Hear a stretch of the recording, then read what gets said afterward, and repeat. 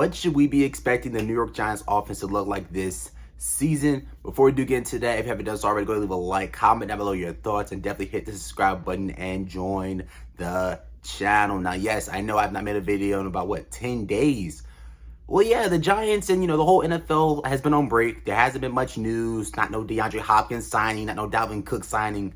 Nothing. Absolutely nothing. The NBA free agency has been going on. It's basically been an NBA, fan's dream over the past month. But, I didn't want to keep talking about the Darren Waller trade 5,000 times. I didn't want to keep talking about the Giants having an amazing draft, which they did. I didn't want to keep talking about that 10,000 times, repeating myself.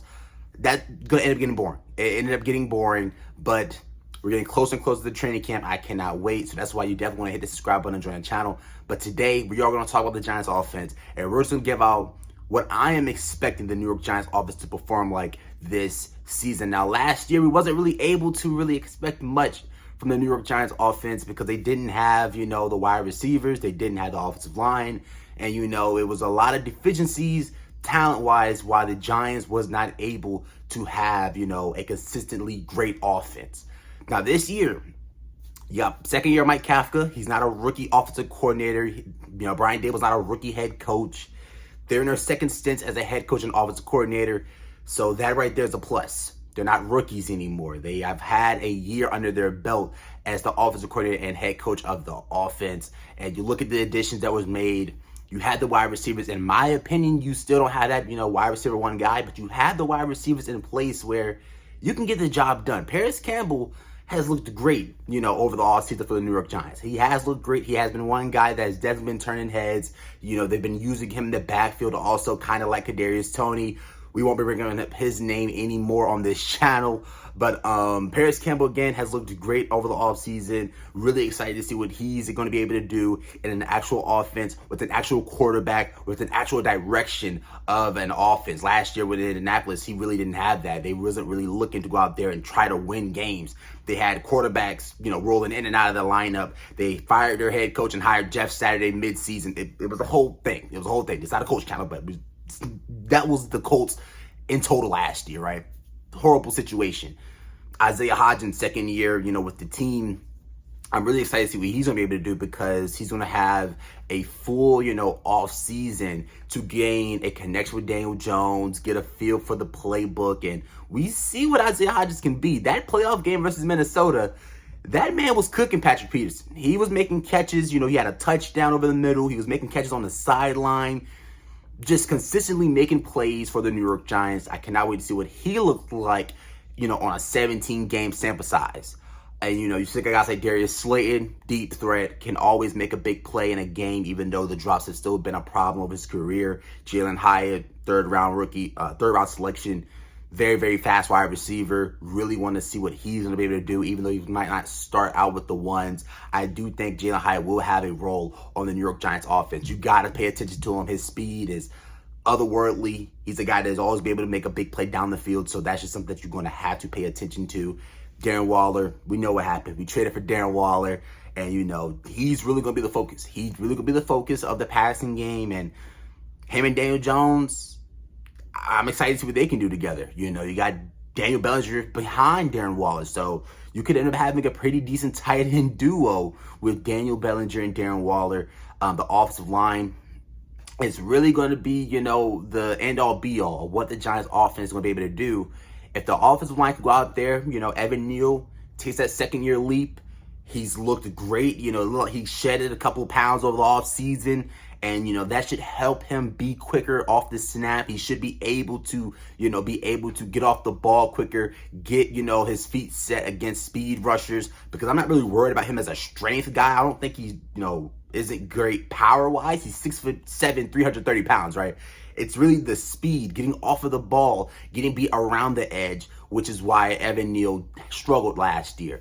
Looks like shedded a couple pounds, has been working out with Teron Armstead, all-pro tackle from the Miami Dolphins, has been working out with Hall of Fame tackle Willie Anderson. So Evan Neal has been putting in the work of the offseason to have that second, year jump that we all need and we all want to see him have.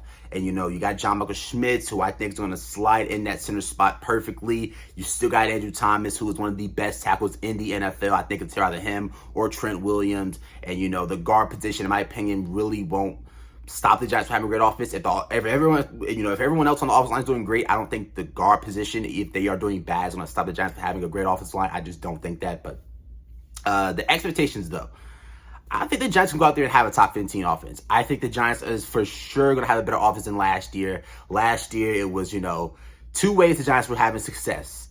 Saquon Barkley running the ball and Daniel Jones running the ball. That was really it. This year, I think we're going to be able to see a more dual threat, side of Daniel Jones, where he is still going to get his rushing stats. He's still going to have a good sample size of schemed up running plays. But you're going to be able to see him also strive as a passer, which we all know, Daniel Jones is a great passer. Was one of the most accurate passers last year. You can go and talk about the average depth of target. Go check out Justin Herbert's average depth of target last year. Then come back at me. But Daniel Jones, I think we're going to be able to see him take a stride passing-wise and still have that same, or probably a little bit worse. I don't think the Giants are going to be running him as much as they did last year. You do not want to deal with the injuries. I don't think the Giants have to do that this year because they have actual weapons on the outside, and you got the weapon in Darren Waller.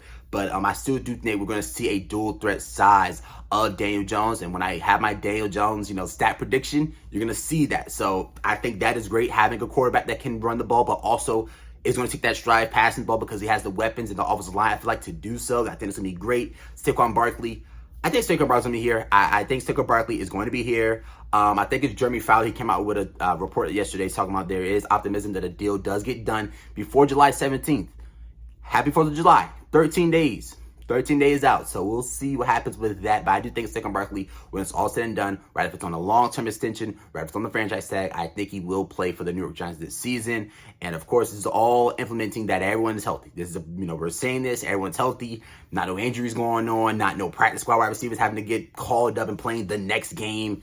Nothing like that. We're taking into account that everyone's healthy. And if, Darren Waller is able to stay on the field, I think he's going to get one of the best tight ends in football because he is one of the best tight ends in football when he's healthy. Darren Waller is a guy where he can beat you over the middle. He's a guy that is 6'6", but can run like a wide receiver. 6'6", 240, but can run like a wide receiver. You have that in your offense. If he can be on the field and he can be healthy, Brian Daboll and Mike Kafka is going to scheme up ways where he is going to dominate for the New York Giants at the tight end position. So I think the Giants, when it's all said and done, I'm expecting to go out there and have a top 15 offense. Could be even better than that, but I am for sure expecting the Giants to have a better offense miles ahead than they did last year. I would be shocked if the Giants had the same offense or this offense had the same kind of numbers-wise like they did last year. I'd be shocked. I would be absolutely shocked. But through it all, in total, I think the Giants' offense is going to be a top 15, nearly a top 10 offense. I really do. I don't want to come and say it's going to be a top 10 for sure, but I think it would definitely be close with Daniel Jones. Like I said, I think Daniel Jones is going to make people know that he's a top 10 quarterback this year. Saquon Barkley is one of the best running backs in the league. Darren Waller is one of the best tight ends in the league. You see where I'm going with this. So with all that, taken into account, the Giants' offense is just going to have to be great based off of my knowledge and what I think is going to happen this year for the New York Giants. So that's really it, though. That's my thoughts on the Giants' offense expectations going into the season. Of course, we're going to be able to get more into it during training camp. I will be able to, give you guys all the news, all the videos from the training camp practices. You're not going to miss that. So if you are not subscribed yet, do so. Hit the subscribe button, join the channel. But leave down below also in the comment section, what are you expecting out of the New York Giants offense? Do you see them being a top 20 offense? Do you see them being the same offense of last year? Do you see them being a top 10 offense, top 5 offense? Let me know down below in the comment section and let's talk about it. But finally, also, hit the subscribe button if you haven't done this already. But until next time, it's been your boy J Dimes. We are back. We're back rolling. We back on the grind. But until next time, it's been your boy J Dimes and we are out.